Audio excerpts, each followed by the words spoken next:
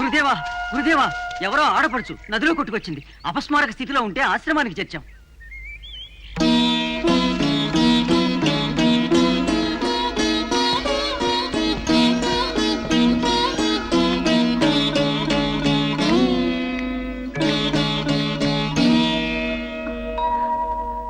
నా బిడ్డ, నా పసివాడు ఏమైనాడు?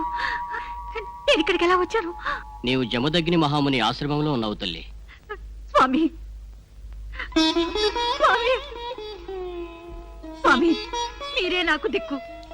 ముక్కు పచ్చలాడని నా బిడ్డ నాకు దక్కేలా చూడండి స్వామి.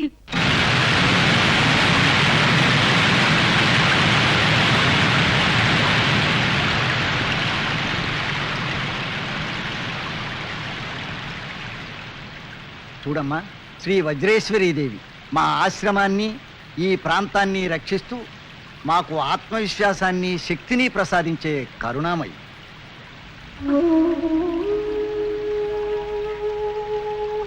దీన బాంధవి, నా పసివాడు ఎక్కడున్నాడు? ఏ స్థితిలో ఉన్నాడు? నేను వెళ్ళి వెతుకుతాను. దారి చూపించమ్మా. ఆవేశపడకు తల్లి, నీ బాలుడు ఎక్కడున్నాడని వెతకగలవు. ఆ దైవం మీద భారం వేసి నిరీక్షించు. సమయం వచ్చినప్పుడు ఆ దేవతే నీకు దారి చూపుతుంది. నా బాలుడు జీవించి ఉండకపోతే నాకు మాత్రం ఎందుకు స్వామి ఈ జీవితం?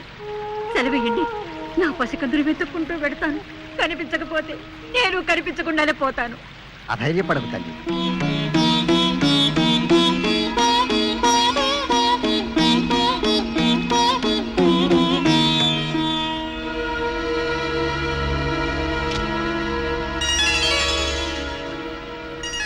చూశావా, ఇది నీ బాలుడికి సంకేతం. నీ పసివాడు జీవించే ఉన్నాడు. అలాగా స్వామి? ఈ పుష్పం వికసించి ఉన్నంతకాలం నీ పుత్రుడు ఎక్కడున్నా క్షేమంగానే ఉంటాడు. నిన్ను కనిపించారు గనక నువ్వు నాకంటే గొప్పడివి. సరేగా నిజయా, ఈ సంతోషం లేదన్నా కోరికోరుకోరా తీరుతా. కోరిక? నాకేం కోరిక?